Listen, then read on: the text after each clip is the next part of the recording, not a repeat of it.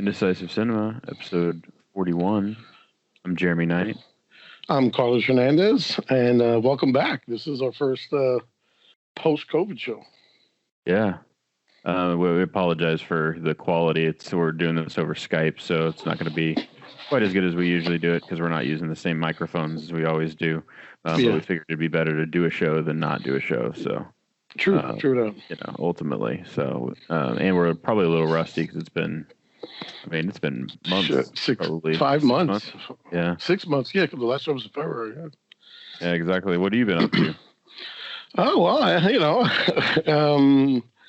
with the spring break, took the kids out. We had a good time. And then as we came back from spring break, we got a notice that everything was shutting down due to COVID. And that's where it began. I stood at work because everybody went home. And I stood at work because my wife was working from home, and I didn't want to interfere with that.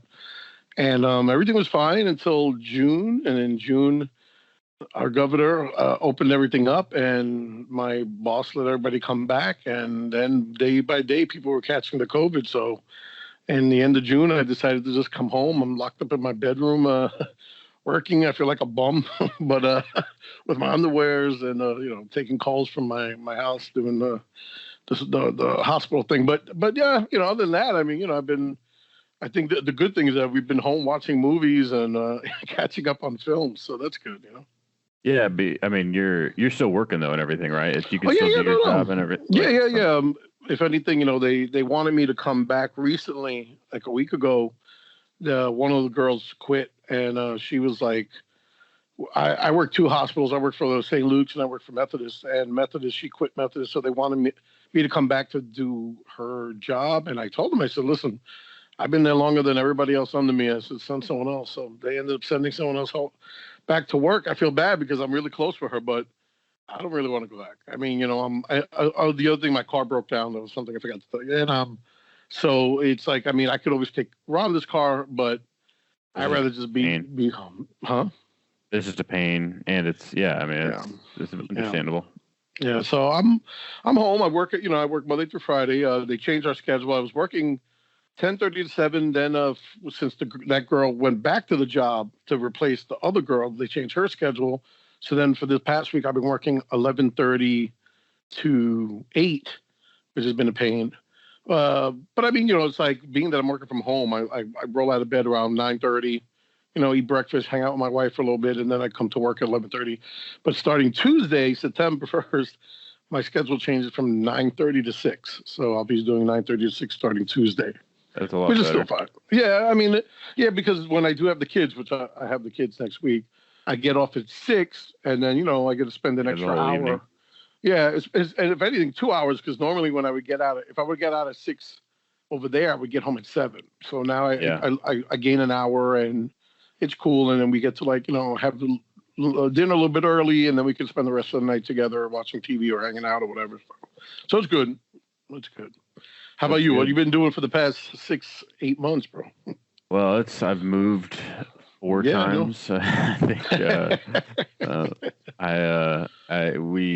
I was living with Marissa at their old house that they had. Their lease ended in April, and we didn't renew for a lot of reasons. She had 3 roommates, and we were looking to get our own place. And then when COVID hit, we ended up moving in with parents again because both our jobs got cut. She's a teacher, obviously, and weddings got canceled, so or at least postponed for us. So, I moved in with my parents, and then she moved in with her parents, and we were seeing each other for a little bit. I kind of mentioned this to you. Yeah. And then her parents weren't cool with us going back and forth, which is understandable. Every day, and so I ended up moving in with them, and then we were there for 4 months or so. I was there from like May until now, and we were just cooped up in the bedroom basically the whole time. So we finally got our own place though this past week. So we moved in on Monday, and now we're here, and that's part of the reason we're able to do the show again, just because I have the space for it. Marissa's cooped up in the bedroom right now, but while I'm doing the show at least. But now she knows how Rhonda felt. Although right. We had our show here. So let me ask you a question, because I didn't ask you before, because I didn't know it was that bad. So you're saying that So what did you do when the weddings were canceled? Did you not work, or did you do other things? So I mean, I had to. Thankfully, I had to go on unemployment because thankfully they allowed that for contractors. Yeah. Because of COVID. So so I couldn't work because her parents are elderly and not elderly, but older for sure, and definitely concerned about the virus. And so yeah, that ended up saving my ass. And but weddings have come back. I saw that for better or for worse. I mean, I don't know if that's a good or bad thing, but that's nice, entirely nice questionable, depending on where. But yeah, so we're just, I mean, pretty much back to normal as far as okay. So you are back to shooting weddings then. Yes, yeah. As okay, of good. I think late June or early July, we started shooting again. So I've been going back. Good. And That's good. So, yeah. And the other question that I gotta ask. So when you moved in with Marissa, was it like you see the movie? She has her old bedroom with her toys and her stuffed animals and her princess sheets, or no? So yeah, she has they call it the green room because she has like this. It's a room that's like almost green screen color. In color, it's like the worst green paint of all time. And but they actually use that as storage now. So all her stuffed animals and all that stuff is in that room. We stayed in her guest room. Okay, I got you. Yeah, but yeah, that room does exist. Yeah. I that's why I asked. I had to ask that. Like you, I mean, it's like funny because in some of the downtime and the boredom or between movies.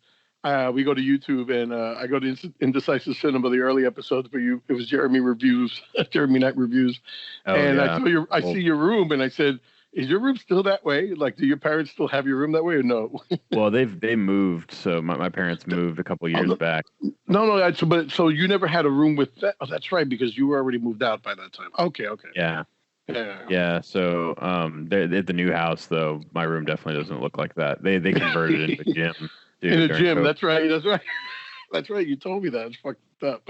So where's all that stuff? Like your posters and your movies? Where's all that it's shit? It's scattered all over. Sorry for the blowing into the mic. It's scattered all over the house. So that's like stuff's in the attic. Stuff that was kind of a pain in the ass when we moved. But yeah. So, but most of my stuff, other than like the posters and whatnot, most of my stuff's in the apartment now. Obviously. Yeah. Pretty much moved in now, so good. Well, I hope to see it soon. Hopefully by the end of this year. That vaccine, that experimental fake vaccine is real. Then we get it. We'll see. But either way, well, that's cool. Then we're happy to be out. Yeah, I'm glad you're working in, and I'm very happy for you, Marissa. I am. I know that you guys. That day when I met her at my wedding, I said that she was in love with you, and that made me happy. And I'm glad that you guys are moving in together. It's a good first step for you and for her. And who knows? Maybe next year your brother be videotaping your wedding for your production company. So yeah, so we'll it's been this has been the longest week of all time though. Moving in, second floor, mostly just because of flooding. We wanted to be on the second floor. Agreed. Moving to the second floor is just such a pain, as you know, as you live on the second floor as well. Yeah, it's a pain. Did you hire movers or did you do it with your friends? I just did. Most of my family helped me. My dad, and my brother helped most of it. So. Hopefully, you and Julian could do it. Yeah. But that's a pain. The second floor is. I mean, it's the most safe in Texas, but it's also the worst moving in and moving out. Yeah. Lifting shit it up wasn't, the flight of stairs. It wasn't too bad, but we had to do is just rented a truck, so we got pretty much everything in a couple moves, and it wasn't too bad. But I'm exhausted though, so. Oh yeah, I'll bet. Had to have some morning coffee today. Listen, when we moved in here 2.5 years ago, my back was screaming. I was 46 at the time, and I said, never again will I do it on my own. I'm gonna have to hire a moving company because I can't do it no more, man. It's a pain in the ass. Oh yeah, especially furniture and stuff. Oh my God, yeah, we had to move all that. Well, I mean, we did hire movers, but like, I'm very anal about my movies, my toys, and my stuff. So I did all that myself: the comic books, my toys, my movies, and that broke my back. And that wasn't even the furniture because those guys, oh God bless them, bro. We had our bed broke. Yeah. Our kids broke our bed, but we moved into the old place, the one in 1900. And when they moved us out of there, me and Rhonda were like, oh, well, they're just going to probably ask us what we're going to do with the bed, and we'll just throw it out, buy a new bed. But those guys, because her mother like makeshifted with nails and boards, and they literally undid the makeshift fix, brought it to the house, and then they redid it. Yeah, and I was like, holy shit! And they reassembled the broken bed, and I was like, oh my god, thank God! So I tipped them extra because I was like, I didn't even think they were going to do that. I thought they were going to ask me, okay, do we throw this out? And I was going to say, yeah, go ahead. But they redid the bed, and the bed was stronger when they did it. Because her mother, a 50-something-year-old woman, did it, and then you had like 5 young workers who like redid the whole thing, did it 100%. Where me and Rhonda, like we even tried. Like I jumped on the bed once, and nothing happened. I was like, oh my god, these guys fixed my bed. But yeah, so that was the only good thing. I'm pretty sure that's not going to happen when we move out. But but yeah, I mean that was the miracle of hiring a mover. Like especially those not like it's clear like movers. I mean, not to say they're not a legitimate business, but it was just it's like I've never heard of that happening where they broke down a broken bed and then they rebuilt it for you in the new house. That's crazy. Yeah. Yeah. But anyway, yeah. Man, I'd be so concerned hiring movers though with all the stuff like my TV and just some of the stuff that man, I don't know. I know. Nice. Yeah, that's what because I did that too. I think I took the TVs. I took in my car too, because because you never, not that you don't trust them. It's just that you never know something could go wrong, and they could buy you, with insurance, they'll buy you the new TV, but still. But yeah, you're right. But like the furniture, the bureau, which weighs at least a ton, the bed, which weighs a ton, the sofa, which you and Quinton helped bring to my old place, and so I was like, I was not going to do that. The TV stand. Our table. So they did all that. They did the heavy lifting for mostly everything, the kids' beds. But yeah, as for the hutch, that Beauty and the Beast hutch that Rhonda has. So yeah, all that stuff they did, but I mean, even those comic books. I mean, I have old-fashioned long box books. Those things weigh a ton too. I carried all that shit up. That was like, again, 2.5 years ago. There's no way in hell I'm going to do that next time we move. And we're looking to move when the lease is up next summer. And so we were looking to get a place where I used to live in the old house in Camino. We're looking there because the rates have gone down. So I'm praying every day that we can get rent affordable, at least $1,400-$1,500 a month in one of those houses, and have a house again. Have a car. That'd be garage, nice. The whole, and then like I said, the garage. That's where I put all the comics. And because like right now we have a closet. And like Rhonda can't even keep her clothes in the closet anymore. She moved it to JC's closet. I got like clothes in there, but they're covered under toy boxes and shit. So it's crazy. But yeah, that's the trials and tribulations of moving and living in Texas or anywhere actually. But yeah, we actually moved right before the hurricane hit. Yeah. Too, which was not the best idea. Don't ever move during a hurricane. It makes everything a pain in the ass. Like there was a moratorium on renters insurance, so we almost didn't get to move. Interesting. What they weren't writing new policies during the hurricane time, which I didn't know was a thing. But yeah, I don't even know what that is. So what does that mean? What do they? It just means they're insurance companies freeze your ability to write new policies. So they won't sign you up for insurance, car insurance or home insurance or renters, anything like that during a hurricane because of just potential risk to them. So we got it. We got in like right at the last minute and good. Yeah. Out. Okay, good. Yeah, because I was going to say, it's funny because now that you say that, that's interesting because you did it during a hurricane, but even during this time, I mean, I'm pretty sure everybody's worried to sign anything during this time. But yeah. Well, I'm glad you got it in under the wire, and everything's good now. Oh yeah, so we're here, and that brings us to today, and pretty much catches you up. Yeah. So apologize for anybody that was expecting us to talk about movies the whole time. I mean, it's been a while, so I know. I gotta catch everyone up for a bit. Hey, the people who listen to the show say, "Wait, they're back," and hey, let me hear what happened to them. Yeah, that's good. Now they know. And hopefully, okay time with COVID and everything. Yeah, hopefully it'll end soon. But yeah. So I mean, the good news is we watched a lot of movies. Like a whole lot of movies.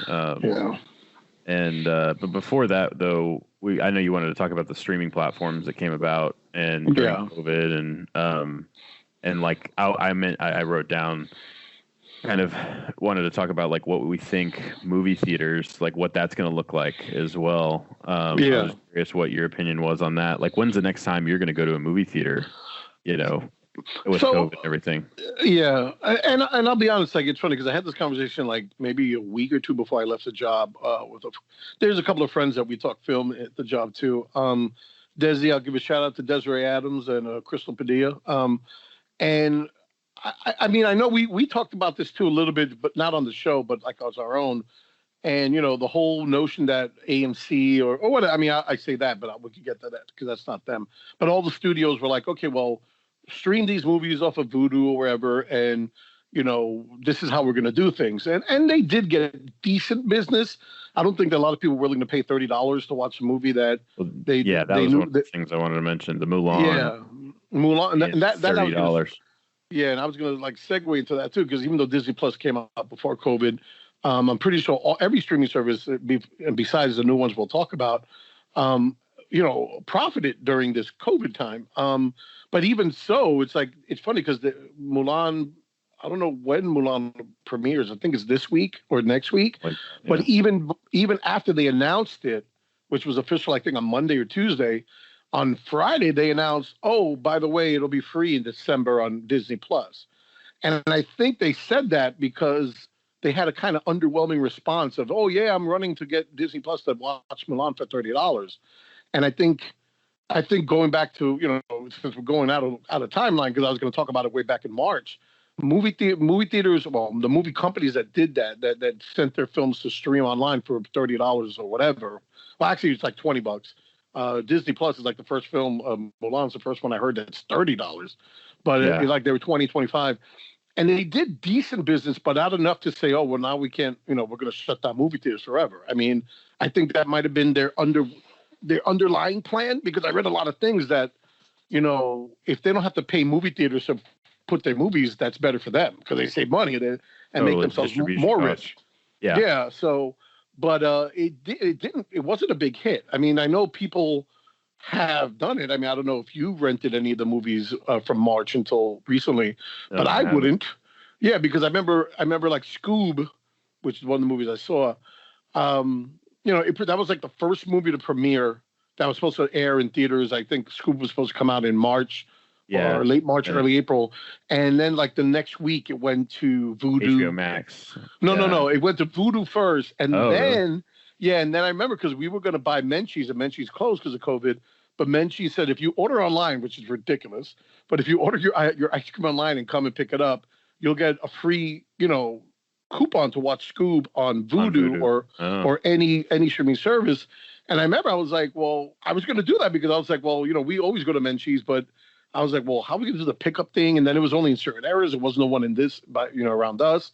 And I was kind of like, well, that would have been worth it because I'm buying something and I'm getting something free for it. It's not like I'm paying $20 to watch Scoob. I'm paying more than that. I'm paying $35 for ice cream for 5 people. Yeah. And then I get a free coupon. So that worked out. But we never could work it out. And then, and then in May, they announced Scoob to be free on HBO Max. And then I ended up watching it on HBO Max. It was like the first thing I watched on that channel. And, so that's what I mean about, the whole thing with them. I don't think that was going to be profitable for them. And that's why I'm saying that Disney was hinting for over a month, because that rumor started in July, became official on Monday, August 24th or 5th. And then on Friday, they're then saying, hey, guess what? It's going to be free in December. So if you don't want to pay $30, you're going to see it free eventually. And to just wait the 4 months. And I thought that was interesting because they even knew in the 3 days between announcing an official and, the other announcement, they probably didn't get a big response. They probably got a lot of, because that's another thing, how they did when Home Alone was taken off of Disney Plus and everybody went crazy on Twitter. Pretty sure people went on Twitter and said, yeah, I'm not paying you $30 to watch that movie when I know you're going to have it for free, a year or so. And I think that's what they did. They said, listen, if you want to watch it first, pay me $30 and you get to watch it before everybody in December. And that should tell you that they already understand that that's not really going to happen. And no one's going to pay $30 when no one paid $20 for those movies that came out in March, April, and May. And it's funny because The Invisible Man premieres next week on HBO Max. So, It's like that's a movie I've been dying to see, and that was like one of the. I think that was one of the movies. A rental, yeah. Yeah, that was like a on movie Amazon and everything. Correct, and that one had decent. I think a lot of people rented that one more than anything else. I was reading stats, and they were saying that got one great reviews though. Yeah, and so people were willing to pay $20. I'm pretty sure if you have a family, it makes sense. $5 per person, that's not bad. Or friends, hanging out, they were like, fuck it, $5 each, and that's not bad. But I mean, that was the only movie I think that really did well on streaming services for $20. But other than that, all those other movies that came out, and I even forgot because they're forgetful movies. I forgot what was the other movie that don't move into the house or don't move or leave the house. The one that with Kevin Bacon that came out like in the end of July. That was like a major flop. That was like they were supposed to come out in theaters, VOD, and it ended up going straight to like streaming, and then nobody even rented it. And it's like the other day I was like flicking back and forth, and it's like at the tail end of rentals. It's like 5 or 7. It's like not even that much anymore.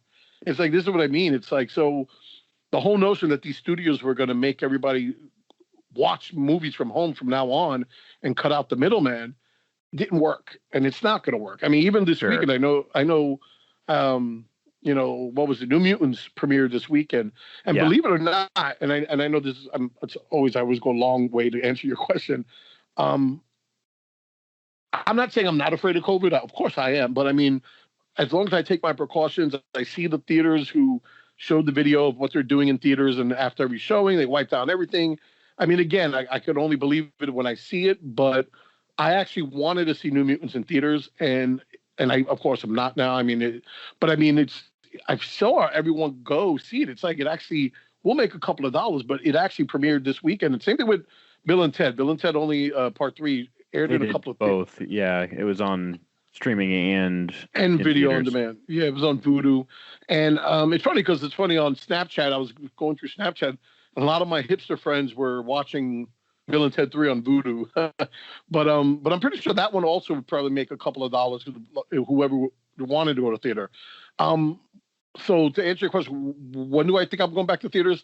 I mean, I don't mind going. I mean, like I said, my family either. I mean, I'm not that. Again, I'm not saying I don't fear COVID. I do, but we take our precautions. We haven't gotten it yet. I do love watching movies in theaters. I mean, me and you are that kind of person. Sure. That we love theater, the experience of going to the theater, the popcorn, I miss it. The big screen. I miss it too. But it's got to be a movie that I can't not wait. You know what I mean? Sure. So Black Widow. Like Black Tenet. Widow is the movie that. Tenet. Well, who's going to fly to Paris to see Tenet? But it's not here in America. But I mean, sure. Definitely, I see Black Widow being the first film that we'll go as a family to see in the theater. Gotcha. Catch an early morning matinee, where not a lot of people are there. Make sure that we sit in the lounge seats. Bring our own little wipes to wipe down everything just in case.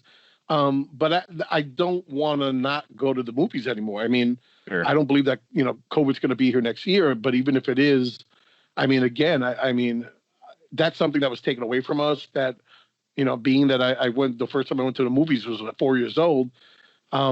I cannot not go to the movies anymore, but I'm not going to go see it because of New Mutants or a subpar film that, like even with Wonder Woman. Yeah, Bill and Ted is not that it's subpar. I saw Bill and Ted Excellent Adventure in the Alpine Theater, and I saw Bill and Ted's Bogus Journey at the Fort Way.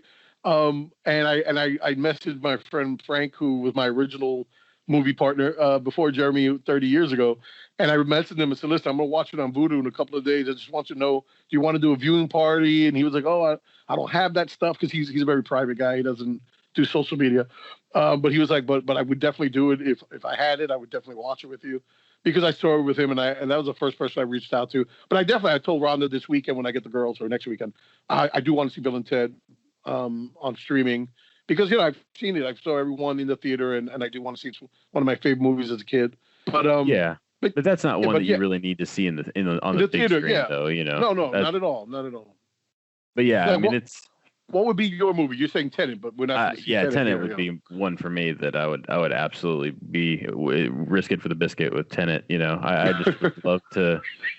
I would love to see that in theaters. And I've heard mixed things about the movie, but risk it for the biscuit. It's Christopher Nolan. I No, yeah, Tenet is. I mean, like I said, how I hate his Batman trilogy, but I do love Inception and I mean.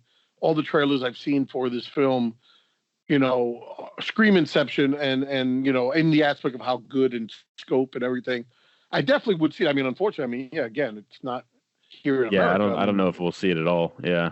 Yeah. What else? They So are playing outside of Tenet, Inception. Oh, at some of the Cinemark's running Inception right now. yeah. And I wanted to go see it because they were like they had 15-cent tickets the first weekend, last weekend. But again, I mean, they're all movies that I've seen before, and I've seen Inception on the big screen twice. So, but it's not worth going to a theater for something you've seen realistically, unless it's just. So outside of Tenet, what else would you go see? Well, currently of new releases, there's not much else. I mean, I know there's a new Coen Brothers movie at some point coming out. Yeah.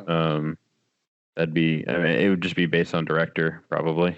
So you won't see the Marvel movies or the Wonder Woman 84 or anything like that? Probably not. Yeah. Okay. Not in theaters. Yeah, I don't think so. But we'll see. So, like, if David Lynch has a movie coming out, you go see that? Yeah, most likely. Most likely, absolutely. Yeah, me too. Definitely. I think so. But yeah. But all right, so no, yeah. But that's what I'm saying. Realistically and chronologically, I mean, Black Widow's supposed to premiere the first week of November. I still don't know if that's going to happen. I mean, Disney wants to release one of their major films before the end of the year to make some type of money.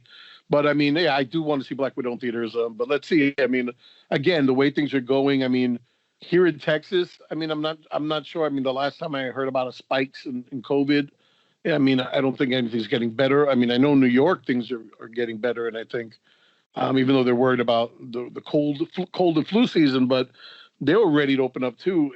Come, November. But I mean, here I'm not sure. I mean, I don't know. How things will get better. But I mean, again, I don't know if people are brave enough to see these movies, but from what I read, I know New Mutants, that opening day, a lot of people went to go see it because, they wanted to get out and go to the theater and totally. Yeah. It's understandable. Normal. Yeah. So. Yeah. We'll see. I hope movie theaters don't die. That's agreed. What I'm worried about. Agreed. But I know AMC said that they would shut down no matter what. But again, they're also one of the ones who opened up last weekend to compete with Cinemark. I don't know what their business was, but I know Cinemark did do well that opening weekend for the 15 cents. Yeah. And I know this weekend a lot of people went to see New Mutants. So, and they showed on their social media pages, everybody reviewing the theater outside their, after showings outside their theaters. So, I mean, who knows? Like you said, I mean, that's an experience I don't want to lose, and I hope we don't lose it. And I mean, I know you're waiting for that Holy Grail film, but I mean, I don't want to lose that. I mean, again, with my kids, it's give or take. I mean, they grew up during the social media, so if they watch a movie on TV as opposed to the theater, they don't really care as much. Yeah, they don't really care. I mean, but me, being that I've been around since the 70s and my first film was The Omen in 1975. I mean, I saw it on the big screen, and I've been watching movies on the big screen, and it's crazy that I haven't seen a movie since February on the big screen. Yeah, mine was is it Onward? What's that? What was that Disney movie not Disney movie, but Onward was the Disney movie. Yeah. Was it Disney? I always forgot. It's been so long. Well, it's Pixar, but that's owned by Disney. Yeah. Okay. That was the last movie I saw. I saw that right when COVID hit. Yeah, it was that weekend. It destroyed that movie. We knew that they were going to start closing stuff down, and we were like, I want to go to the movies one last time before it hits the fan. So and you chose Onward. Good for you, brother. Good for you. I saw that. Well, we could get into the movies, but yeah, I did enjoy that. But yeah, so yeah, my last movie, believe it or not, was it wasn't Harley Quinn. It was something after Harley Quinn. I don't even remember. That's how bad it was. But Harley Quinn was the last official movie that I saw with all the kids in it was late February. So yeah, that was the last one. Yeah. Harley Quinn, yeah, because after that, we had them for spring break, and we didn't go to the movies. We went to museums and kid places. And then that weekend's when it hit. And then that was it. Everything shut down that Monday. So yes, I guess Harley Quinn was the last movie I saw in theaters, which was actually the last movie I saw with my family on streaming too. So that's interesting. But yeah. So let's talk about that. I mean, so then, because of, I don't want to say because of COVID, because HBO Max premiered in February, but because of COVID, HBO Max was a big hit. It became the number 2 streaming service at the time, where everybody was buying it, getting it because of the library. And obviously, like I said, I mean, I will say because of Jeremy, I have seen their library. Jeremy ended up giving me, because HBO Go, which is what you gave me originally, and I knew it was going to happen, ended up just folding, and it became HBO Max, and which so is the right thing to do for them. Yeah, I'm glad they did that. I thought they were going to make you buy that service as well, which is stupid, but yeah. Yeah, HBO Max is pretty great. I love it. I love the Turner Classic Movies section on there. I think that's in the Studio Ghibli. They got a good Criterion selection too. Yeah, it's amazing. There's some good titles on there. Oh yeah, that's what I've been watching the majority of. I mean, a lot of the stuff on my list is from that section. Yeah. Like I watched Spirited Away and Grave of the Fireflies and My Neighbor Totoro, and that's Studio Ghibli, obviously, but still. No, not Grave of the Fireflies. That's on Hulu, actually. It's on Hulu, yeah. We also watched the Watchmen series, and just a lot of good stuff on there. I mean, it's in Best Stelling's new special, Girl Daddy, is just amazing. Amazing. If you're looking for a good comedy special. So I that's all that stuff's on my list to talk about today. I guess we should get to it then. Yeah.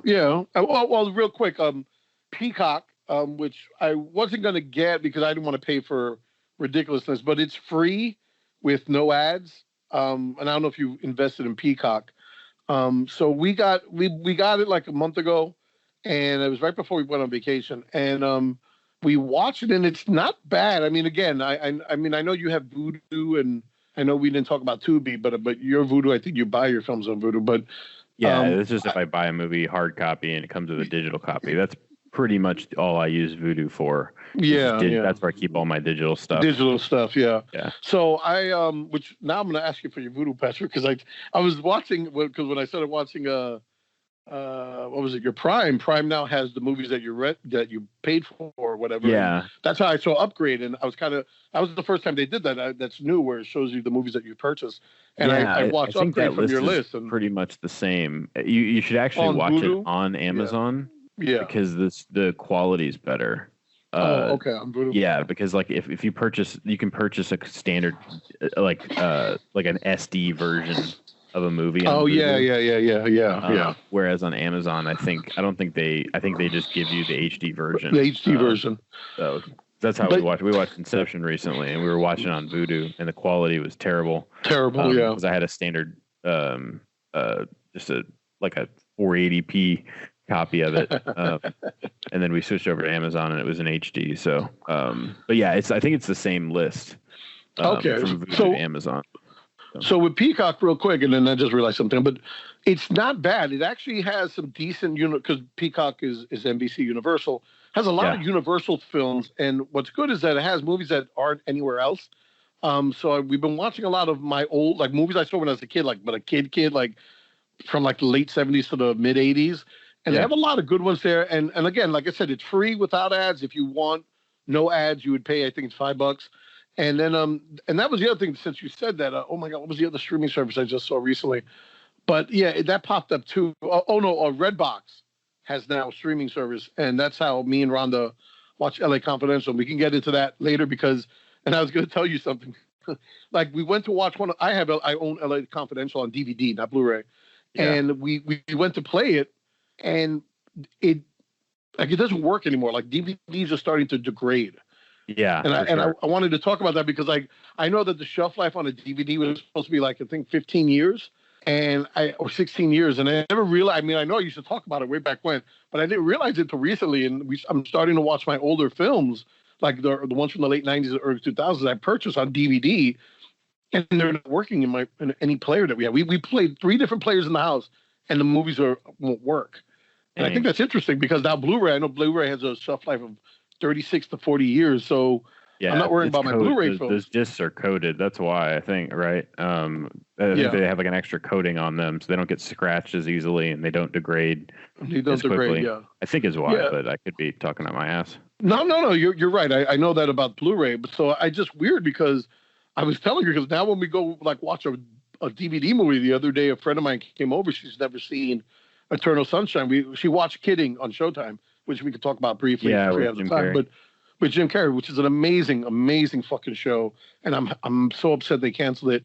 But it's Michael Gondry or Michel Gondry is the creator of that show with Jim Carrey. I didn't know that. You definitely, bro. Watch Kidding. You're gonna love that show. But with that, I told, their first collaboration was Eternal Sunshine of the Spotless Mind back in 2005, and luckily that worked. We watched it, we enjoyed it. It's such a great film, and that's what I'm saying. I want you to watch Kidding because I know you like Eternal Sunshine, and Kidding was created by Jim Carrey and Michael Gondry, and it's such an amazing show. And when you see it, please, we got to talk about it because. She's put me onto it. She told me about it. I always wanted to watch, but I never did. We bought Showtime for Gloriana's birthday for $5 with Hulu. And let me tell you something. I just watched that and Black Monday, two of the greatest TV shows I've ever watched on any type of platform. And Kidding was so amazing. I mean, artistically, it's just Michael Gondry at his best. And Jim Carrey's such an amazing actor. It's basically watching Mr. Rogers, but under Lynch's eye. You know what I mean? It's like Michael Gondry. Yeah, you got to watch. Just watch the first episode, and trust me, you're going to be hooked. It's one of those kind of shows where the pilot hooks you. It's like The Watchmen. You watch the pilot of The Watchmen on HBO, the first episode, and you're like, "Fuck this! You can't stop." Yeah, you can't stop. It's almost like but anyway, yeah. So let's get to the. We're going out of order, but yeah. So I don't necessarily have an order picked out because we had so many movies. So and I don't know how much time we're gonna have. Yeah, I know. The other thing. So let's start with Upgrade. Yes, Upgrade, great movie. So I messaged you, and me being me, I was like, oh, that's a great way of describing a film. It's the greatest sci-fi film from the 70s that went forward in time into the teens because. It's such a great movie. It's action-packed. It's also, the storyline is amazing. I don't know if we were going to do spoilers or not or what.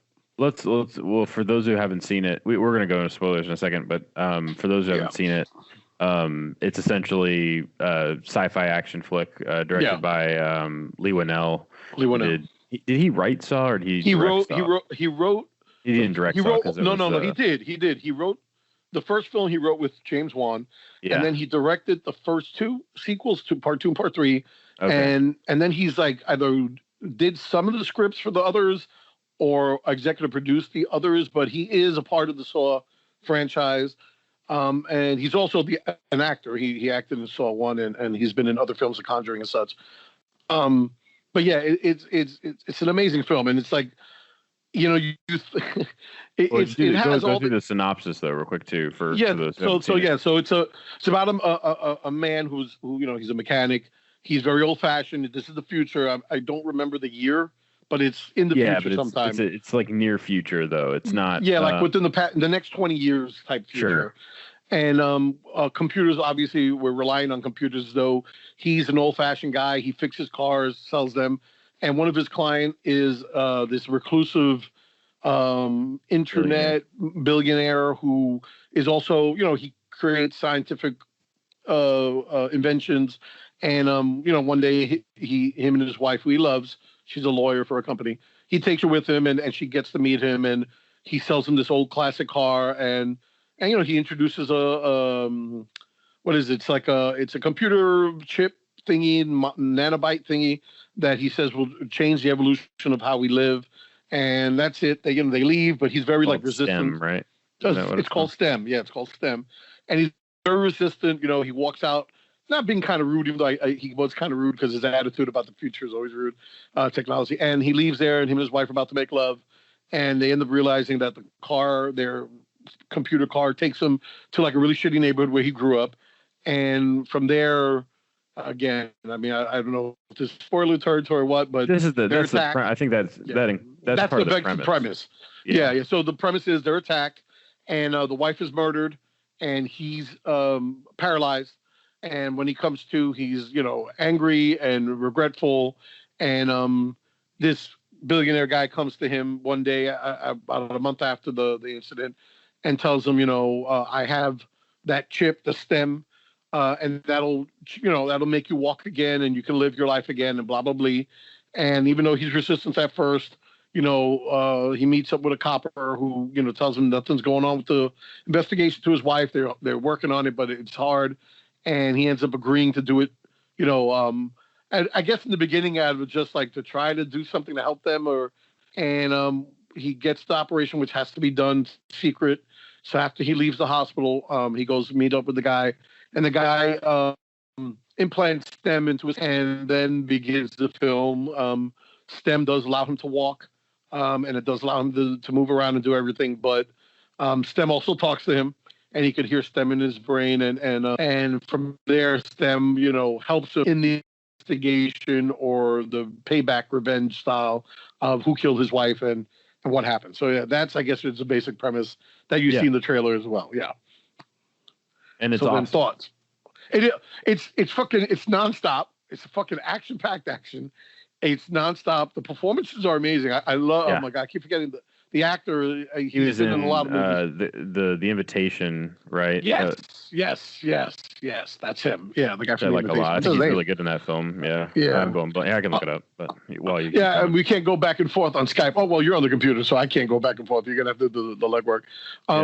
So he's amazing. Logan Marshall Green. Logan Marshall Green, yeah, and kind of a rip off Tom Hardy to some degree. I think he's a good actor though. I was gonna say Tom Hardy. I said, wait, that's not Tom Hardy. But the guy, like the cop, is a decent actress. She was good. The creepy scientist investor guy. He's really good. Was really good. I thought he was the other guy, the Chris Duhane. I thought that was him, and then I was like, oh yeah, Eric Dahan. You mean? Yeah, he's got that German name. And what else? And it's just you got that old classic sci-fi film. You got the bad guy. It's like kind of like RoboCop. And I would have compared throughout the whole film. I was comparing it kind of to RoboCop in that aspect. It is, yeah. Very much so. But why I call it a '70s film is because I haven't seen. And again, I'm a 49-year-old father of three. And I don't see many movies as they come out, but I will say this: the ending was fucking amazing. And the ending's pretty great. And why I say that is because my favorite film, and Jeremy knows I've said this on the show many times. My favorite film is the '70s film, or '70s genre, and I think it's because it's nihilistic. We had Nixon in the White House, so every film from 1968 to 1981 was always a downer of a film. It's a movie about real life truth. And and unfortunately, there are no good guys and bad guys, and not everybody's going to win. And I love that. And I know it's kind of fucked up for you to say, but that's how I grew up. And yes, I love the '80s action films where there's always a winner, there's always a hero. And the '90s film, you have the independent film, and then the aughts where you had a return of the '70s. But I've never seen a film like this where it was so dark, and the ending, and again, without giving away anything, It even though it's dark I still was kind of happy. You know what I mean? It's supposed to be for the character. For the character, yeah. For the character, for the character, yeah. Exactly, but it's not a happy ending per se. No. It ends dark. The minute the last shot, kind of like the Western, you walk out of the screen, off the screen, and then credits, and you're like, holy shit. And I thought that was amazing. I love the ending. Again, if you don't want to get into spoilers, we won't. But it was such a dark ending, but it was good. It was fucking, the whole mystery unfolds right in the last scene, almost like Old Boy. How Old Boy? Yeah, a little bit. It's very much like that. You're there with the protagonist and with the bad guy, and the whole story unfolds right in front of you, and you get the big reveal, and then after the big reveal, what happens, and then you get that last shot, years later. But there's no last shot years later. The last shot is in the final scene. You get to see, what the good guy wants and his happy ending. And then boom, he walks off, credits, and it's fucking, I was blown away. I was like, oh my God, this is, and I've heard, everybody's giving the movie great, reviews. But again, I didn't know where to see it. And then one day I went up to Prime and it was there under Jeremy's movies that he paid for. And I was just blown away by Upgrade. It was such a great film. I can't wait to see, Lee Whannell's next movie. I know he's done before, and I think nobody followed that up with. But again, Upgrade was an amazing. He did Invisible Man, right? Oh, he did do Invisible Man. Yeah, which apparently is great. So okay. So then that is his. I think that was him. Yeah. Well, we're gonna watch it next week. I think it premieres in the middle of September or the first. Yeah, I think it's September 11th or September 19th. Yeah, on HBO Max. I can't wait. Yeah, I can. I'm excited about it. I'm like trying to convince Rhonda to see it. She's like, "Oh, I don't want to see a scary movie." I said, "It's not a scary movie. It's a thriller." Creepy. Yeah, my Gloriana's dying to see it, so it should be really good. Yeah, I mean, it's got creepy elements, but it's not a jump scare type. Well, it might be, but but I mean, again, it's not a horror film per se. Sure. But it was an interesting use of the universal monster invisible man trope, but done Sure. in a thriller, more of a thriller setting. And I thought that was good because I mean, this is good because the movie was a big hit. Like I said, it was a big hit. Yeah. It was one of the only winners of the streaming wars that came out, and like I said, that one was the one that made the most money for the studios. So but I'm dying to see this, and That only happened because of Upgrade. So. and again, I agree with him. I'm pretty sure that he probably got the gig because of Upgrade. Because, like I say, even though Leonard Winnell, I enjoy the movies he's made, I do. And he's written a couple others too that he didn't direct. But yeah, I mean, Upgrade was it blew me away. I mean, I definitely had some movie that I'd rewatch again, and just chilling if there's nothing else to watch. But I mean, I love Upgrade, and I love the ending. It's an amazing sci-fi, more action. I mean, of course, sci-fi is because it takes place in the future, and we have sci-fi elements, and so it's more of an action film. But the ending is just so nihilistic, and I love that ending. It's just an amazing ending, and It reminds me of Ex Machina in a lot of ways. interesting. That's right, another movie that you turned me on to, and I love Ex Machina, and I think the difference is that it's more accessible to others. Yeah, it's definitely really entertaining. Upgrade is more accessible because short and nonstop. We could like someone like John, and I'm not trying to diss John or any of my friends will say, "Oh, listen, see Upgrade because it's got that action-packed action." But if you say see Ex Machina, then I'll check it out. And nobody, like me, I sat on Ex Machina Slow burn thriller. Yeah, it's a very slow burn thriller, but that's a great film. Ex Machina is great. I love that ending too. It's a great ending. Yeah, and actually, now that you said that, you're right. I would compare the two, but I guess Upgrade is more of a man's Ex Machina. You know what I mean? You want to see people thrown through windows. And stylish, and I saw it in a packed theater. It was completely full at Cinemark back in the day when theaters were a thing. And just had an absolute blast with Upgrade. So that it really surprised me. I thought it was great. That's why I bought it. I've seen it probably 4 or 5 times now. I'm jealous of you, bro. You saw it in theaters. It's a movie that like I said, with kids, you're like, well, I'm not gonna take the kids to see Upgrade because nobody will. Because like I said, my daughter's into horror, but not sci-fi. She hates sci-fi, and then the kids, they're into kid shit. And the good thing with Rhonda is that she trusts me when I say you got to watch this movie. And recently, I've been getting her to watch movies, and she's been loving them. Yeah. I got to sacrifice and watch some girly film. That's why Sound of Music's on my list. But yeah, it's a good trade. It's not bad. Well, awesome. I'm glad you liked it. Yeah, no, I love that. Thank you for buying it, brother. Because now I don't think because I was looking, I was like, where is it playing? And it wasn't on any streaming services. It's been in the back of my head, and then lo and behold, you had it, and I watched it, and it's amazing. So thank you. Have you seen The Lodge? And no, and it's funny because that's a movie me and Gloriana want to watch, and it's like, she always goes for the more jump scary movies. But I definitely want to see it. So tell me how it is, because I mean, I'm starting to love Riley Keough. She's like one of my favorite actresses right now. I loved her in Under the Silver Lake. So how was? I mean, I know it's got this creepy cult thing going. So yeah. So The Lodge is essentially. It's been a long time since I've seen it, so spare me. But essentially, it's there's a family of three because of a tragedy. That occurs early on in the film. The husband and his daughter and son, and he essentially has a new girlfriend. I think they're engaged, but I forget if they're engaged or not. But definitely they're in a serious relationship, and this new person in his life survived a cult, like a death cult. But she's moving on. She's on medication. She's trying to get her life together after all this, and they're clearly in love. The dad and her, and he wants his children to become closer with her, and so they go on a retreat to this lodge in the middle of kind of the wilderness. I don't know where it's set. It's not really that important, but it's like a snowed in kind Yeah. of up somewhere up north. And he leaves them there with her for a few days, and they essentially. I'm trying to think. I'm trying to like not spoil this in any way. Horrible things start to happen in the lodge, and that's as much as I'm going to say because I don't want to spoil anything for you guys. But anyway, Yeah. it's got some great culty, horror. It's a really effective on a psychological level. I think overall, not like it's one of those movies where you feel like you're losing your sanity while you're watching it in a similar way. And I'm not going to compare this to Hereditary from a standpoint of because I don't I think was this going to movie is ask as you good as about. Hereditary. Yeah, I was going to ask, like, since you said cultist, it has a bit of Midsommar in it in Hereditary, or no?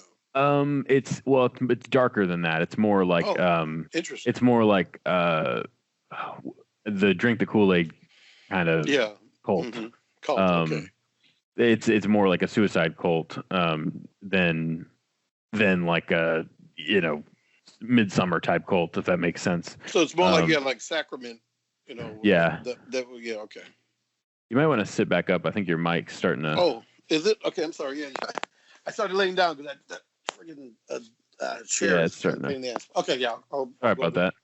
No, it's okay. All right, so go on.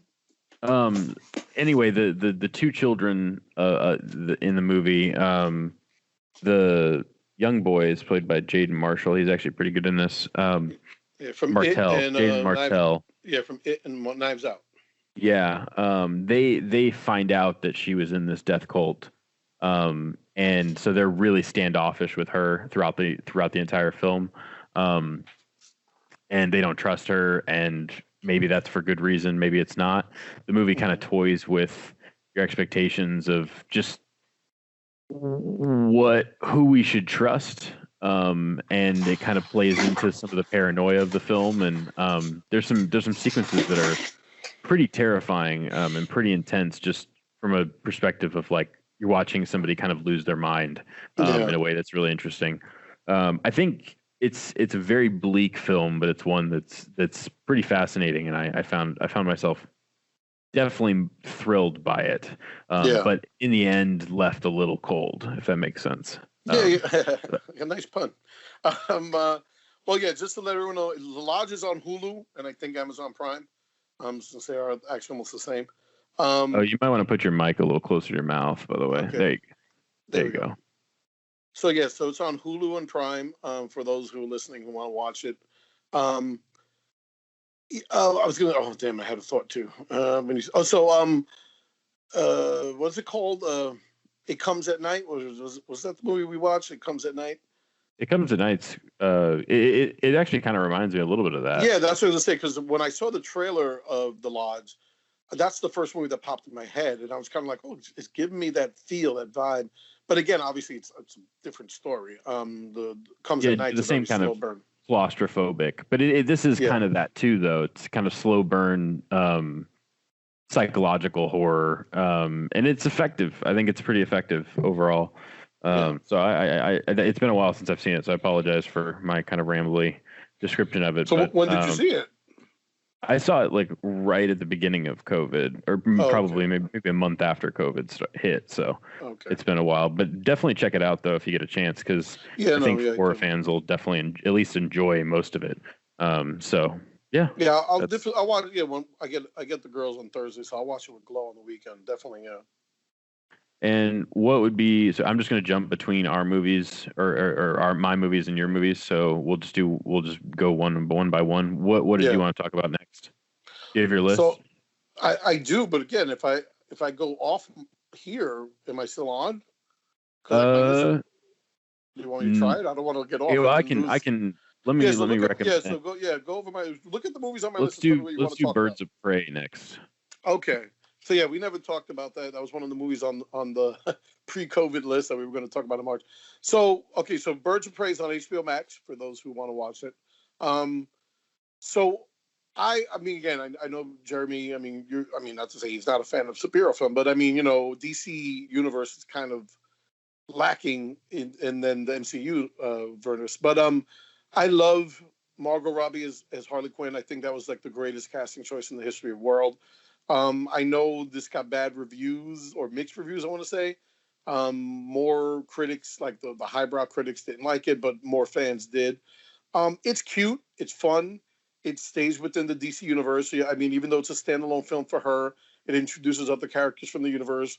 Um, again, with the continuity, DC unfortunately has films, and they have TV shows, and they have cartoons, so everybody's different. So characters from the TV show are different from the characters in the film. So, like the introduction of the Black Mask, played by, oh my God, Obi-Wan, Ewan McGregor, and Zazaz, which was interesting because they made them kind of gay or lovers, which I don't mind. I'm not homophobic at all. I mean, it's fine. The comic book people got crazy because Zaz is like this hardcore man killer. But it's cute. I mean, Margot Robbie's amazing. What's her name? Rosie Perez is great as Montoya. Elizabeth, what's her name? Hempstead, who we love from Scott Pilgrim. What's her name?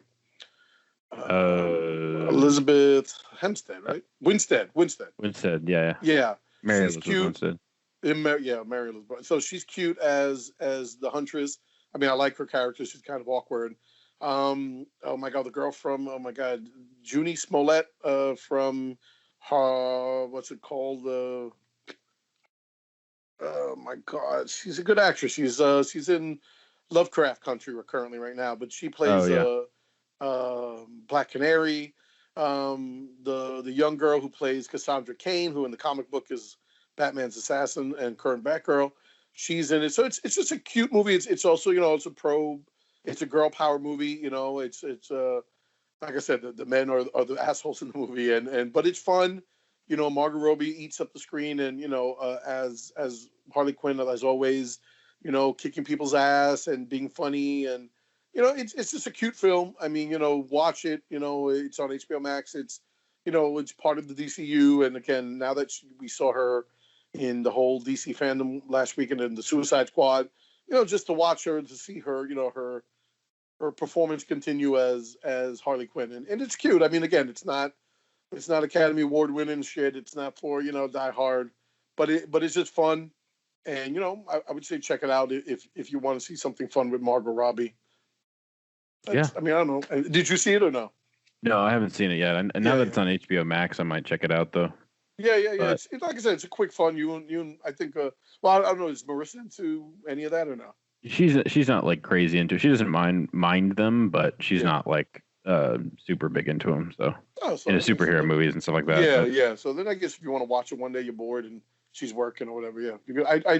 I mean, again, it's just fun. It's fun watching it. Like I said, when we first watched it, I did have a lot of problems with the stuff, but then watching it again with the kids, we were laughing, and I was like, it's just one of those, it works. It works. It's a throwaway film, to keep you watching the DCU stuff, and it's the first R-rated Black Label film, so that's good. There's a lot of violence, there's a lot of cursing, minimal sex, but regardless, like, I like I said, and I don't know if you want to talk about that later, but the Batman, you see the violence in the Batman. I mean, again, I know that Nolan had Bale do some kind of dark stuff. It's just watching, the Black Label come to life on screen is also good. Again, I mean, I know it sounds silly for me to say I like cursing in my movies. Harley Quinn, the Joker. I mean, if you saw the Joker, there was a lot of cursing. I mean, those are characters that are dark and cursing and violence. People getting legs broken.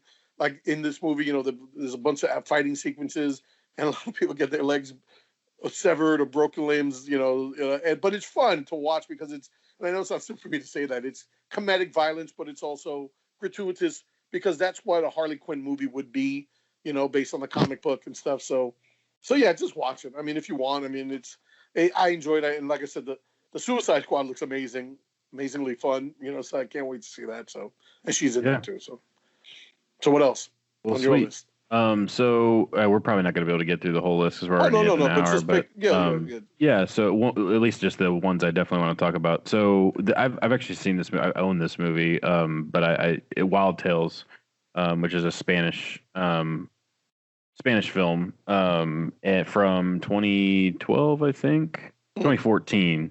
It actually got nominated for Best Foreign Film that year. Um, and it's essentially a series of 6 different short films that are all based around revenge.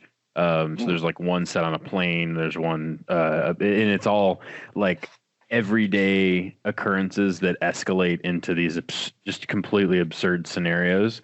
And it's so much fun. I watched it. Like I said, I owned it, so I watched it back in like 2014 when it came out because critics raved about it. And so I checked it out and really loved it. And then I showed it to my whole family and Marissa recently, and everybody had a really good time because it's very dark and violent, but funny. And it's really stylish. Like all these, it's really well produced. There's not. I mean, I can't really go into the plot synopsis too much because I'd be spoiling things. But it's like I said, they're all the kind of underlying thread is that there's an inciting incident in each short film, and then somebody carries out some form of revenge. Is basically the way it works. I'm trying to think where you could find this. You could probably rent it on Amazon or something like that. You can watch it on mine because you have access to my okay. Amazon. So, all right. But it's totally worth checking out. And I didn't have a lot of stuff to say about it because it's without going into spoilers and whatnot. But there's a wedding sequence that's one of my favorite sequences of recent memory. It's just delightful, twisted, and crazy, and just an absolute blast. So if you get a chance, check out Wild Tales from 2014. Definitely. If you don't mind subtitles, obviously. I know you don't mind. Oh, yeah, I don't mind. And I know Spanish, so it's okay. But yeah, that's good. I like I said, I briefly went through the list of the movies you owned, and I didn't see that, or maybe I just wasn't. But I definitely would check that out. Yeah, cool. And then let's see what for you. Let's do.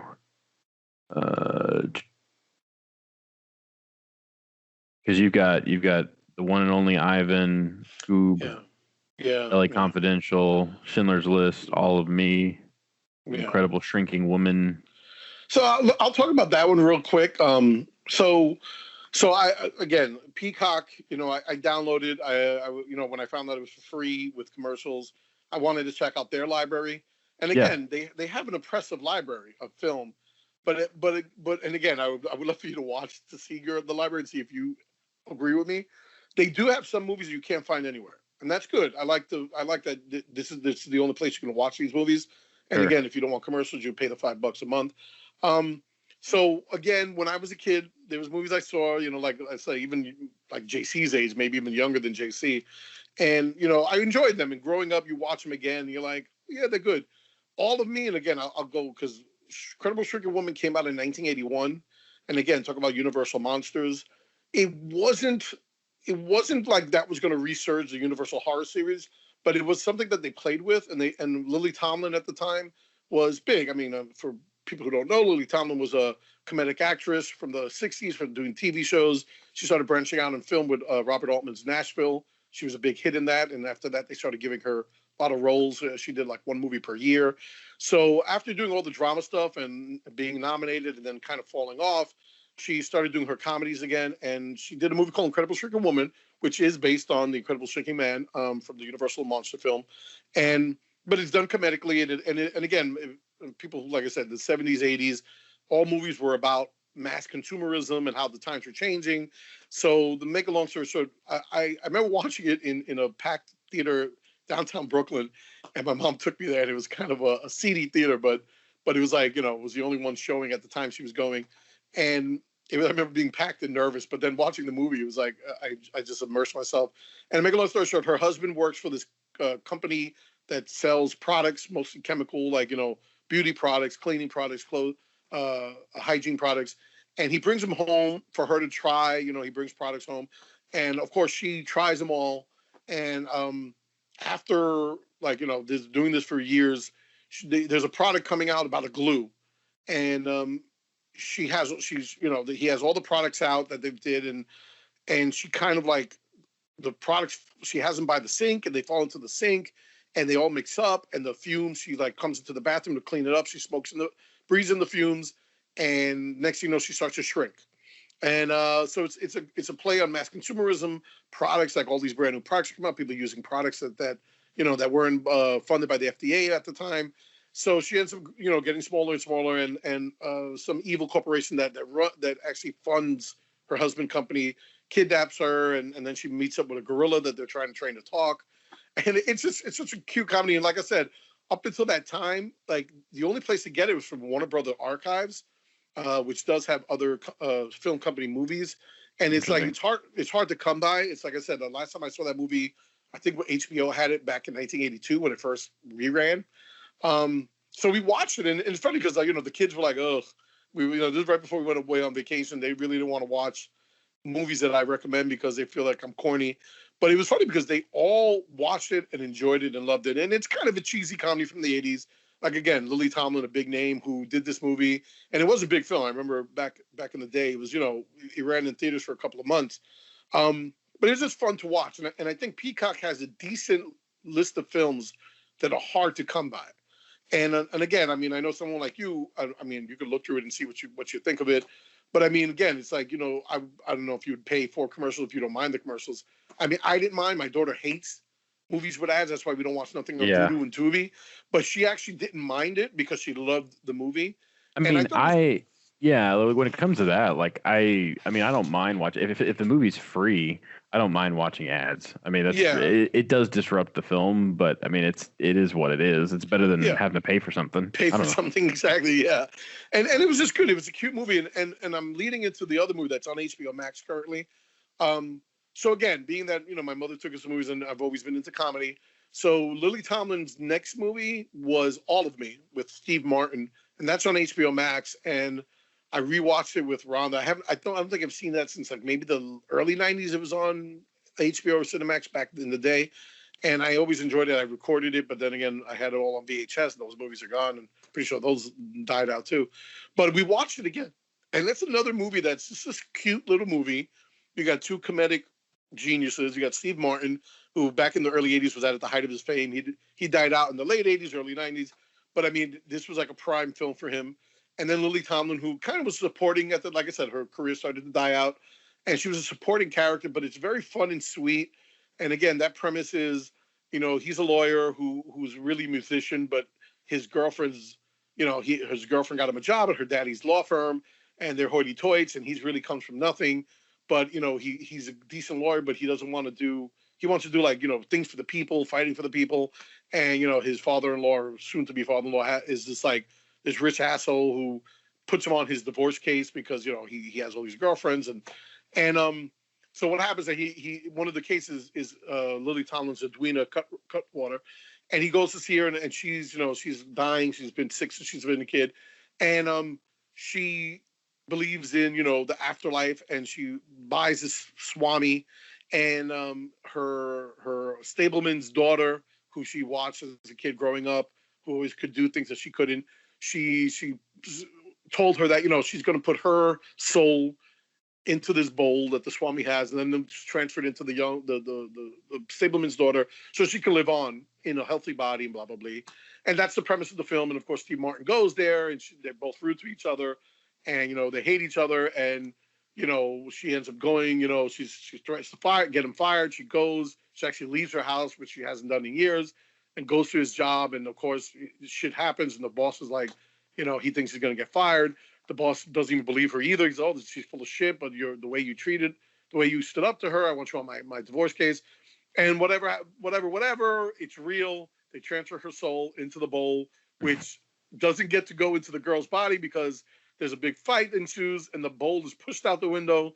And as Steve Martin walks out of his job, the bowl hits him on the head, and she goes into his body.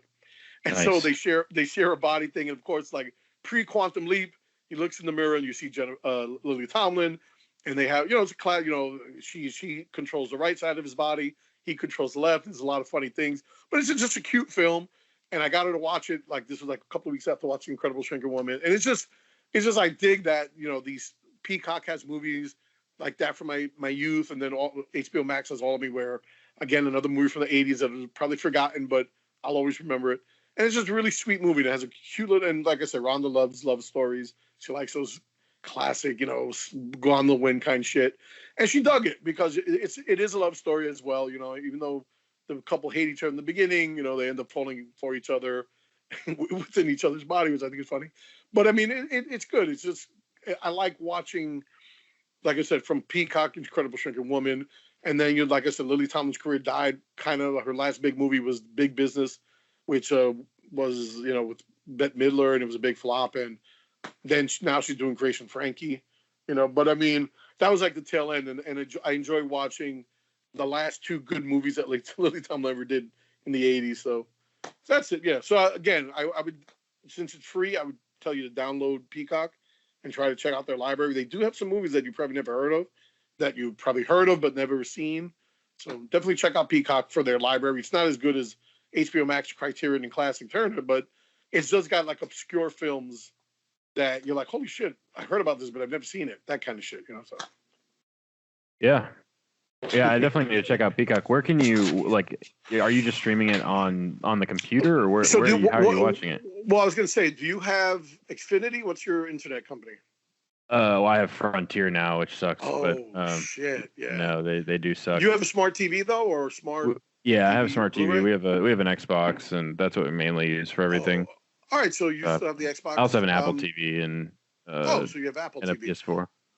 So I think Apple TV has that app. I mean, check your apps. Yeah, that's how I do it. We the PlayStation 4, being that we have Xfinity, we get it free anyway. I haven't even dived into that. I mean, it's like I probably could get it without the commercial for free. But Xfinity, that's their platform. Peacock. Oh, that's what they were since July. They're like, oh, we got Peacock. No one else does. But I mean, PlayStation has the app where I downloaded the app, so I'm watching like that. But it's funny because I'm pretty sure if I call Xfinity and say, hey, how can I get Peacock for free? I'm pretty sure they'll just give it to me because I have Xfinity, without commercials. But I mean, again, for you, you have an Xbox, so I'm not sure. I don't know if PlayStation has a different thing, but try. I do have a PlayStation as well. And then, so all right, so then download it there because that's where I downloaded Peacock from PlayStation 4. And like I said, I go to it at least once a week just so it doesn't disappear. And I go to look at the new movies. My queue is like humongously long now because there's a lot of classic films from the late 70s to the mid 80s, and then even stupid films from the 90s and shit, like those Miramax films that weren't big hits, but some of them are decent. They're on there too. I've seen a lot of them. So you can check it out. And their horror movies are good because they got a lot of cheesy horror films that I know you dig on that shit. So check it out. I mean, Peacock is not bad. And then again, you get to see their entire, not Friends, because I don't know how HBO got Friends. Oh, because of Warner Brothers. But I mean, yeah, they also got all their, NBC Universal TV show catalog is there too. So there's tons of old TV shows that are good too. But yeah, definitely Incredible Shrinking Woman and All of Me on HBO Max and Peacock. Very good and very fun to watch movies just on a Sunday afternoon or whatever, or on a weekend you're just bored and you want to enjoy a little film. Yeah, so definitely check that out. So what's next for you? So I think we should just do Watchmen and get out of here. Yeah.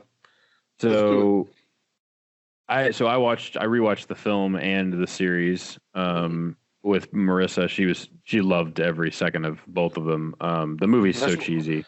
That's why we'll get into that. I mean, so kind of introduce the series for me because I know you know more about this than I do. I think you. So you don't want to. I mean, not that we can delve into it, but we're gonna do spoilers for this. Yeah. No, let's but I'm saying spoilers. For the movie though, you didn't like it, or you're saying? Oh, it's just cheesy as hell. There's just some the sex scene in the flying owl or whatever it's called. Yeah, Archimedes. There's just some goofy stuff in that movie, but overall it's pretty fun. So I'll briefly. So yes, we all know the Watchmen's based on Alan Moore's and Dave Gibbons' masterpiece of a comic book that came out in 1985. Nihilistic view of superheroes at the time. Just real quick, I swear I promise it won't be more than 2 minutes. Alan Moore wanted to take existing Charleston characters that DC just recently bought, but at the last minute, DC got nervous because of, as you see in the film, there's a lot of dark tones, and they told him to come up with new characters, not characters that they own, because they didn't want people to get upset. So he created all these characters for this comic book, which was a giant mystery. which is still to this day one of the greatest comic books ever written. The mystery is amazing. If you don't, I mean, I know you say it's cheesy for the scenes, but if you just watch the film for the mystery and how it unfolds, I mean, the comic book does do it better, but the movie does it as well. Sure. So you do get that film. Now I will say this leading into the show. What I like about the show, and what I think why it's such an amazing show, and why a lot of people loved it, not only critics but people like us who are into TV. The show is based on the comic, and yes. that'll excuse why you said it was cheesy. The movie, I love The Watchmen. I think it's one of the greatest superhero films of all time. Yes, I do laugh at that sex scene, and I laughed hard because Rhonda didn't want Gloriana to see it because of that sex scene, and neither did Emily. She didn't want Gloriana to see it because of the sex scene. But it's funny because Gloriana fell asleep halfway through the film and she never got to see the sex scene. Yeah. But I mean, I do love the film, and I love the film. The reason why is because of the portrayal. And I know you might think, I know there are some cheesiness, but I mean, oh man, I keep forgetting his name. But the Rorschach, I mean, that's the Rorschach come to life. If you read the comic book, it some of those characters. I mean, the Night Owl was done a little bit better by Patrick Wilson. I didn't like how he was portrayed in the comic book. I like how they gave him a little bit of backbone in the movie. But everything is so amazing, that movie, in the aspect of how the comic book was adapted. I know a lot of people hate Zack Snyder, and I do hate some of his films, but I do love The Watchmen. I do think it's his best, yeah. Yeah, and so getting to the series. So the series takes place, what is it, I want to say 30 years or 40 years after the comic? Something like that, yeah. Yeah, so the character, and there's only a couple of characters that are back. Ozymandias' character, which is played by Jeremy Irons, is an older, softer Ozymandias. And then we're doing spoilers, you said, right? Yeah, we're doing spoilers. And then Dr. Manhattan is an older, different Dr. Manhattan. So we do get some background. And also Silk Spectra is an older, grizzled Silk Spectra. In the movie, it's played by Alan Ackerman as a sexy, hot Silk Spectra. Now she's a cop working with the FBI, and she's involved in the mystery because the mystery involves kind of, hints of what may have happened with Dr. Manhattan and what happened back in our time of 85, or in their universe in 85. And that's and again, for people who the movie doesn't have this, but in the comic book and in the show, instead of having bombs go off like in the movies, in the original comic book, Ozymandias created a giant space creature to destroy New York City, and that's what gave everybody, got everybody together. So they stopped the clock for the nuclear annihilation. Everybody worked together, and Dr. Ozymandias did that. And for his punishment, he was banished to a different planet. That's another spoiler. We find out later he's on a different planet, on a different country, and he was put there by Dr. Manhattan, I think, right? Yeah. Yeah, I think so. In the series.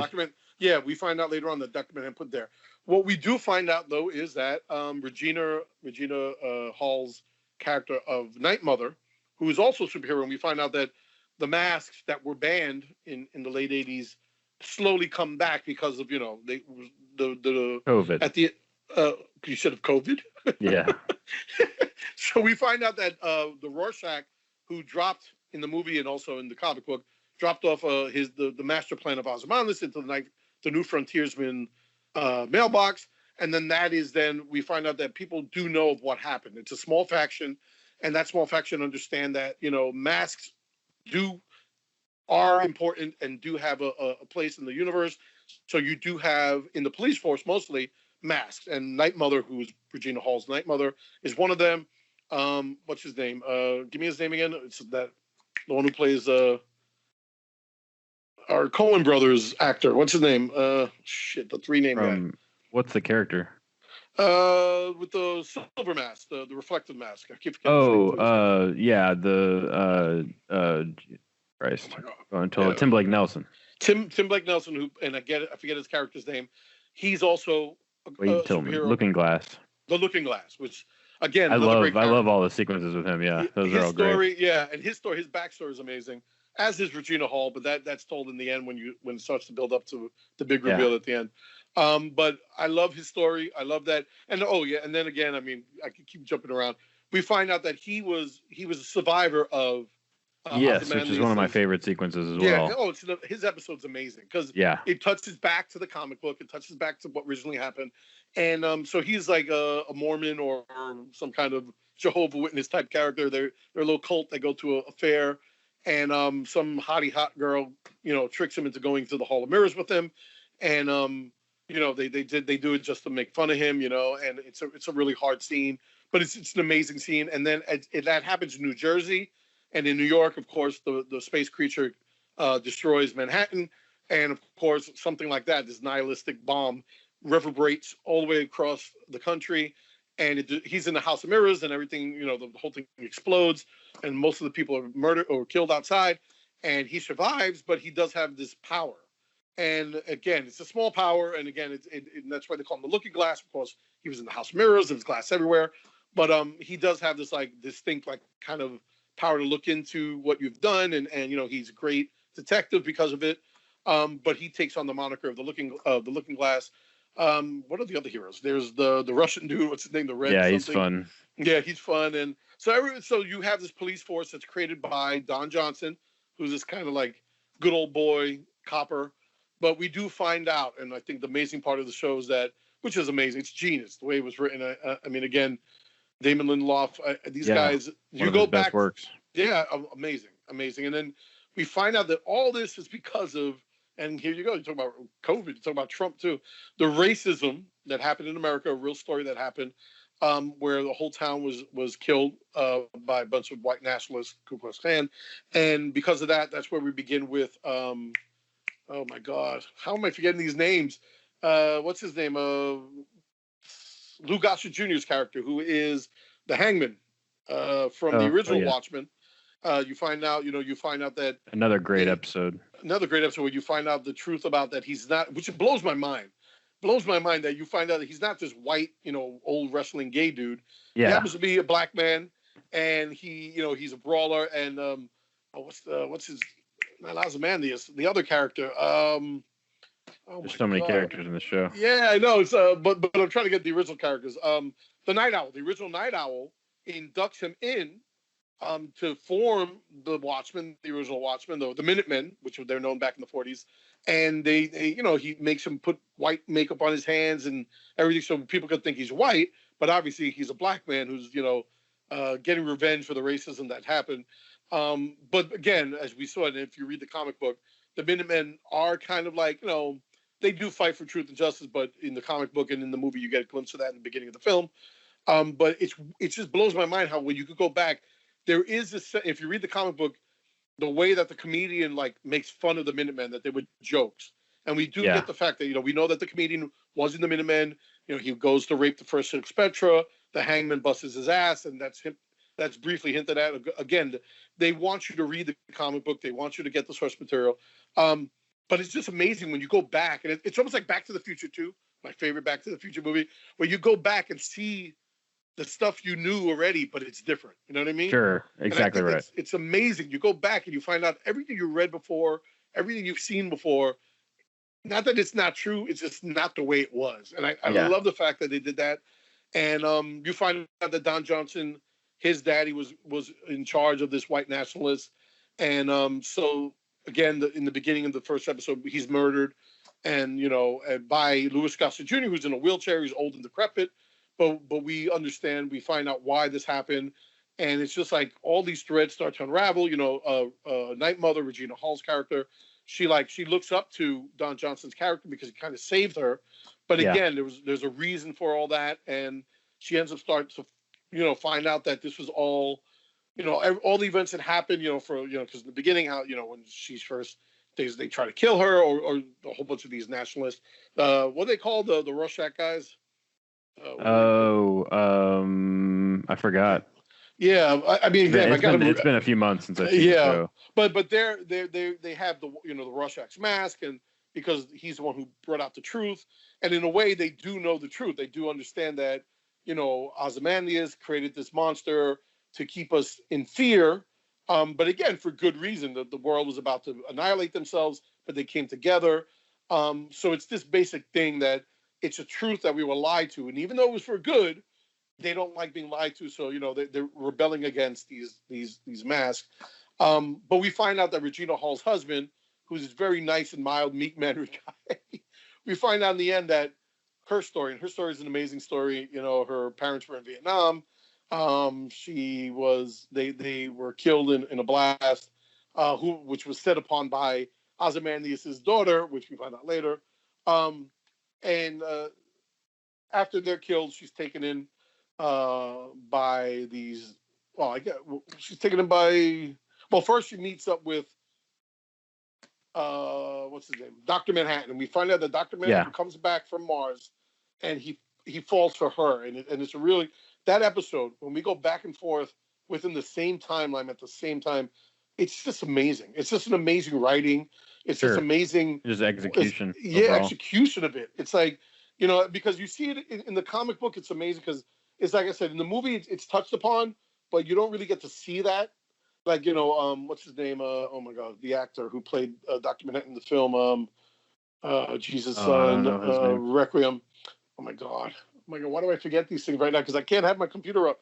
But anyway, he does it in the movie. He gives a great monologue, and he tells you about being in the same time, in the same space, viewing the moment over and over again as it happens in the past, as it happens in the future, as it happens in the present. But we don't really get to see that besides his monologue and seeing images. This episode alone, it blows you away where, he's talking to us, and then he's talking to Lou Gossett Jr., and he's talking to Regina Hall all at the same time. And as the episode progresses, you see it happening, and it's like you're actually viewing that. And it's like such an amazing feat to make you actually experience what Dr. Manhattan can do. You know what I mean? Yeah. And it's totally again goosebumps. It's like it's amazing. And that episode alone, where you find out that Dr. Manhattan is her husband. He takes the form of her husband to hide the secret so no one can find out that it's him, because he knows that they're about to try to capture him to expose the truth, but also to use that against the country. And it's just an amazing, that last episode.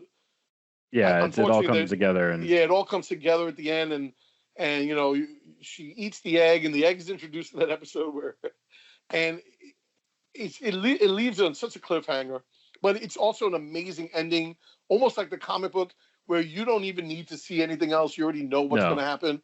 But I do want to see more, but we're not going to get more because they're not doing another season, which I don't understand how, why. I mean, I guess he wants to be like Alan Moore and say, oh, well, I just dropped this mic. Fuck all y'all. I'm not going to do it. I'm okay with not having another season, though, just purely because this will live on its own as one of the great television series of all time. Agreed, but I'm a comic book nerd. I'm a geek. Yeah. And this guy, every episode, and I watched it weekly when it came out.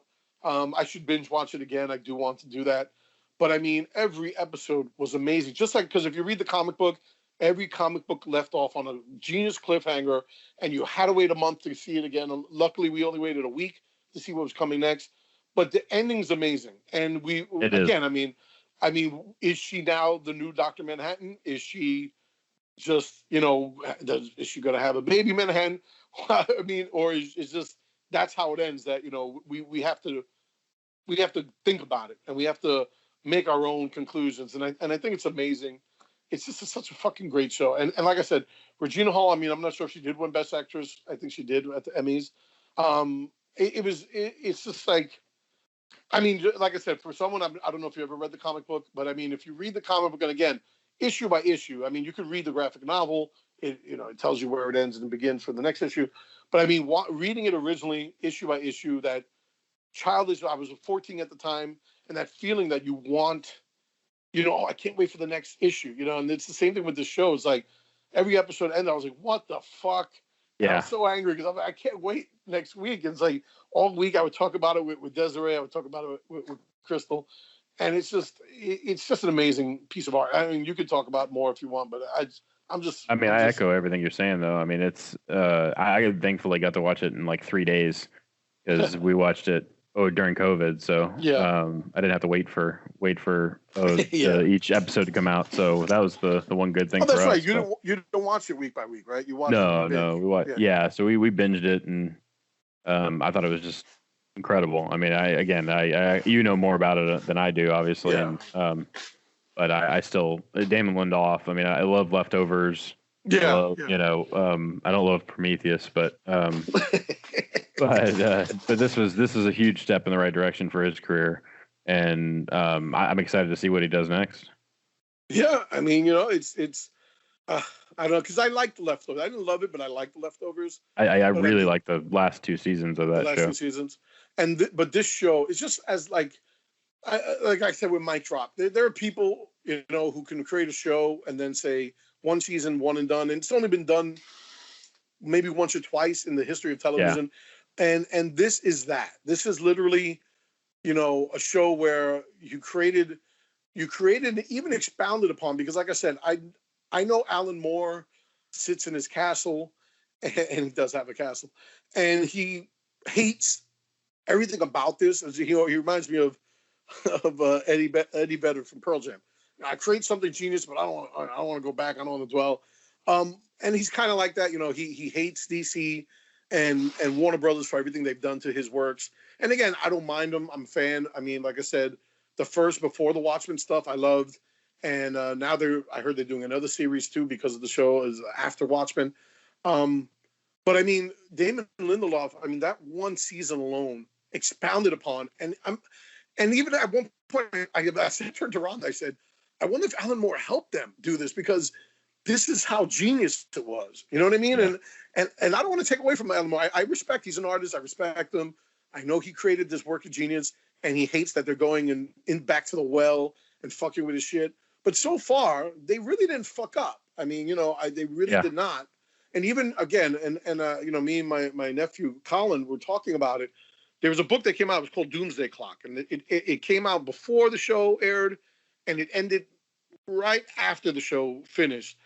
And I know that they touched upon some of those things in Doomsday Clock, which again was a great book, and it ended also with a lot of questions. I didn't love it. It's not like I said. It would go the Watchmen comic book and then the Watchmen TV series, and then I would put, you know, this Doomsday Clock, and maybe before Watchmen, before the Doomsday Clock book. But I'm just saying, it's like it ended kind of like that. Like he did the ending kind of like a shock value, kind of like, you know, that ending that we saw. It didn't work that well, but I think because the series ended before the last issue came out, and Mhm. the TV show was 10 times better than that ending that he did. I think if he would have done that ending before, I would have been, oh my God, that's a great ending. And then so the TV said, oh no, the TV show's a better ending. But I think that's why the book kind of fell flat, the last issue of that book series, because of the show. But I mean, it's literally, I mean, there's, like I said, I mean, it's one of the greatest works of television I've ever seen in my life. And you're right. I mean, I want more, but if it doesn't come back, I could just show this to people and say, this is what, you know, genius this is. You know, I mean, Yeah, amazing. I agree completely. Yeah. Can't argue with that at all. And Marissa too. Marissa liked it. Yeah, she loved it. She was super Yeah. into it. Yeah. Even Rhonda watched it, and every week the same thing. We were like blown away by these cliffhanger endings. Like, holy shit, we need more. And I'm glad. I love that she can enjoy. But there's some things that she, oh, that's stupid, that was dumb. But she actually was enthralled every episode.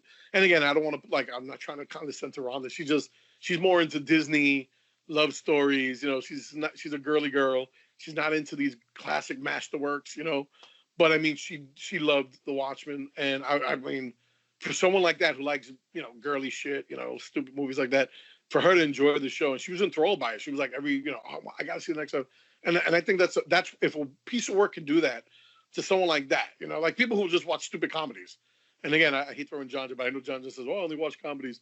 I don't know if he's ever seen it, but I mean, it's a piece of work like that that can make you say, "Holy shit, there's something else out there other than," Yeah, you know, and it's like, and the act, it's just like acting wise too. I mean, the amazing acting from everyone involved. There was no cheesy characters. Even the Russian guy, I think his name was the Red Hood or the Red Mask.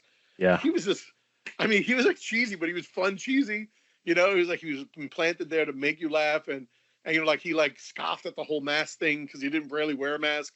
But but you know, I thought that was like genius to throw that in. Like he threw that in. Like here's a character who's going to be funny and like kind of be the naysayer of the mask thing, but he's amazing and he's good in it. He does his job. And anyway, it's just the Watchmen. I could just go on and on. I'm glad you brought it up, but yeah. yeah. Oh yeah. Well, that's I think a good ending point. Yes. We've been going for a while here. We're gonna do this. How are we gonna do this? Like weekly, monthly? What are we gonna do? Probably at least monthly for sure, but probably every All right. 2 weeks maybe. Okay, We'll see. so like, Or we right, could well, or let we me could know. pick a movie and do it every week. Let's do. We could do that and too. just do like, one film. yeah, our formula. Like, Yeah, it seems like when we do the one film episodes that they're getting decent traction. Seems like from our analytics. So yeah, the good thing was during this 6-month breakdown of the COVID time, we got a lot of new views. I mean, like at least once a week or every 2 weeks, we got someone to watch and we got new views. So that's good. And yeah, I mean, whatever you want to do, you let me know ahead of time. So if it's a movie I have to watch, I'll watch. If it's a movie that I've already watched, I'll rewatch, and then we can discuss it at length. So that's cool. Oh, well, sounds good, man. All right, brothers. So this was episode 41 of Indecisive Cinema. We will watch you. We'll get back to you in 2 weeks with a new episode, and we'll surprise you with what it's going to be since we don't know. Yeah. So I'm Carlos Hernandez. And I'm Jeremy Knight. And we'll see you on the next one. Take care.